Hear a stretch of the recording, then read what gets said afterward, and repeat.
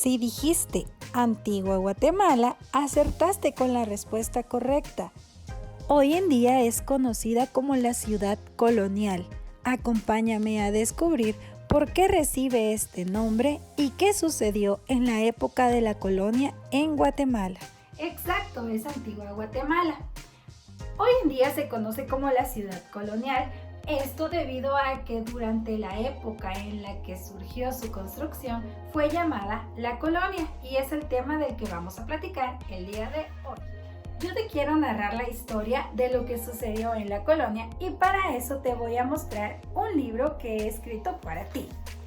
Iniciamos con el tema de la colonia. La primera página de nuestro libro nos narra que los españoles vinieron a territorios americanos y fundaron ciudades en estos territorios con diferentes nombres y con diferentes características. El territorio que conquistaron fue dividido en dos partes. La primera fue llamada virreinatos y la otra parte capitanías generales. Siguiente parte de nuestra historia. Cada virreinato contaba con un virrey, el cual gobernaba el territorio a su cargo.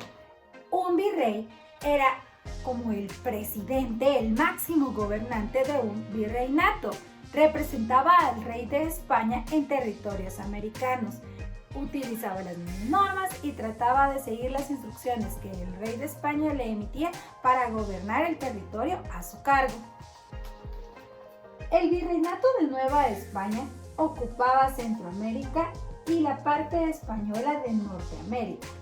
Nueva España era un territorio al cual nombraron de esta forma, pero estaba situado en América. Los actuales países de Centroamérica formaron la Capitanía General de Guatemala. En ese momento Centroamérica no era como vas a ver en la siguiente imagen los países que lo conformaban. Veamos la siguiente imagen. Actualmente Centroamérica está formada por Guatemala, Belice, Salvador, Honduras, Nicaragua, Costa Rica y Panamá. En este mapa lo puedes observar. Esos son los países que hoy en día forman Centroamérica, pero anteriormente no eran esos. Los que formaron la Capitanía General de Guatemala eran desde Chiapas, parte de Guatemala, parte de Honduras, Comayagua e incluso parte de Costa Rica. Más adelante vamos a aprender cómo fue que se unieron y se fueron algunos incluso separando para nombrarse de diferente forma como hoy en día los conocemos. Pero esa es otra parte. Sigamos con nuestra historia. La ciudad de Guatemala había sido fundada en un lugar llamado Almolonga, que fue la primera ciudad de Guatemala. Pero ¿qué pasó con Almolonga? En el año de 1541, un deslave provocado por el volcán de Agua hizo que toda la ciudad quedara destrozada. Por esta razón, fue necesario trasladarla a un segundo lugar. Este segundo traslado al Valle de Panchoy. Luego fue trasladada nuevamente y el tercer traslado fue realizado por el rey Felipe II, quien la condecoró como la muy noble y muy leal ciudad. Un título súper guau para esa época. Era como el top de los títulos que se le podía asignar a una ciudad e incluso fue de las más importantes de la época. Ahora quiero platicarte un poquito sobre la economía de la colonia. Los españoles vinieron a los territorios americanos, en este caso en Guatemala, en la Capitanía General de Guatemala, en busca de oro y metales preciosos, pero no contaban con un gran problema. En nuestro país no habían metales preciosos, no se trabajaba con el oro, no habían este tipo de piedras preciosas que ellos buscaban, puesto que su economía estaba basada en la agricultura, en la siembra y cuidado de diferentes plantas. Eso sí que era un problema. Entonces acordaron llegar a un acuerdo. El territorio conquistado, todos los territorios, todas las tierras que habían llegado a ser poder de los españoles, le pertenecían al rey de España y solo él podía dar instrucciones a los que estaban gobernando acá en Guatemala de cómo debían de trabajarse esas tierras y de quién iban a ser. Algo un poco injusto. Las tierras comunales se llegó a un acuerdo para que fueran de la siguiente forma. Los indígenas podían realizar cultivos en ellas. Los indígenas producían maíz y frijol, mientras que los españoles comercializaban con azúcar, trigo y ganado, que era algo que en nuestro país no estaba todavía en existencia. Todo esto generó que los indígenas iniciaran con el pago de tributos, que tú ya conoces que los tributos son el impuesto que debían de pagar por su trabajo. Pero acá no terminan todas las injusticias de los españoles. Iniciaron con un nuevo proceso. A este le nombraron haciendas, y las haciendas eran tierras que se designaban para los conquistadores que habían tenido cierto, ¿cómo te diría? Que habían sobresalido con su trabajo, y entonces como premio se les asignaba una hacienda a cada uno de ellos por su buen trabajo, pero esas haciendas eran las que habían tomado en el tiempo de la conquista y que ahora era tan fácil de habérsela quitado a los indígenas y ahora era tiempo de entregársela a los españoles. Otro suceso que se desarrolló en esta época fue el latifundio, una palabra un poco rara de pronunciar, si quieres la podemos decir juntos, latifundio. ¿Y de qué se trata?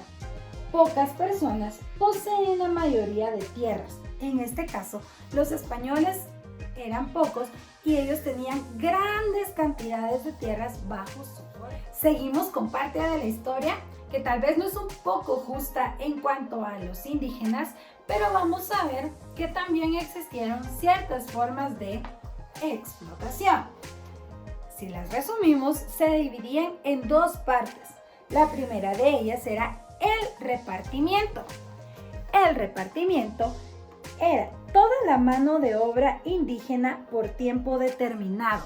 Los españoles reunían a un grupo de indígenas entre 18 y 50 años para que ellos trabajaran en la tierra para ellos. Los indígenas entre 18 y 50 años debían de ser explotados trabajando en las tierras para poder obedecer las instrucciones de sus jefes, que eran los españoles. Pero si había una de estas personas indígenas entre 18 y 50 años que decía, no, yo sí que no quiero participar, no quiero ir a trabajar, no quiero ser parte del repartimiento, lamentablemente eran encarcelados y debían de asumir las consecuencias de la decisión de no obedecer a quienes estaban gobernándolos en ese momento y habían venido a conquistar sus tierras. Por otro lado, nos encontramos con la segunda clasificación de las diferentes formas de explotación. Esta es la encomienda. ¿Y de qué trataba? Un grupo de indígenas era asignado a un colonizador llamado encomendero. Se dividió en dos partes. La primera parte del año 1524 al año 1542, donde ellos debían de trabajar y como pago recibían ciertas cosas que podían ayudarles a ellos como comida, vestimentas e incluso les enseñaban la religión católica, aunque ellos no quisieran pertenecer a esta religión, eran obligados y se les enseñaba sobre ella. Y en el año 1543, cuando ya no solo recibían, sino que a sus encomenderos debían de devolverles de lo que les pagaban parte del tributo de lo que ellos recibían. Entonces, estas son las dos formas de explotación de la época de la colonia. Repartimiento, la mano de obra indígena y la encomienda, cuando un grupo de indígenas era entregado a un encomendero para poder trabajar. Pero como en todas las historias, surge un héroe que viene en favor de los indígenas, en favor de poder ayudarlos y apoyarles a que todo mejorara. El nombre de esta persona fue Fray Bartolomé de las Casas. Tal vez has escuchado y si no, debes de prestar mucha atención porque es un personaje icónico que vino a ser un héroe en esta época. ¿Qué hacía entonces Fray Bartolomé de las Casas? Fue el máximo defensor de los indígenas y en 1542 con otro grupo de religiosos, se dieron cuenta de todas estas injusticias y dijeron, no. Vamos a crear nuevas leyes y vamos a defender la dignidad de los pueblos indígenas. Ellos no pueden seguir sufriendo de esta manera. Entonces se enfrentan a la corona española, quien no tiene de otra más que modificar las leyes y buscar también que los indígenas tuvieran sus propias tierras, tuvieran sus propias cosas y no estuvieran todo el tiempo bajo el mando del gobierno español. Ahora prepárate para que luego de esta explicación en nuestra clase del día jueves podamos conectarnos y únicamente trabajar y resolver dudas. Así que recuerda tener listo libro de medio social y estuche para que podamos trabajar juntos. Y si tienes una duda, te aconsejo que puedas anotarla y tenerla lista para el día de nuestra clase. ¡Adiós, chicos!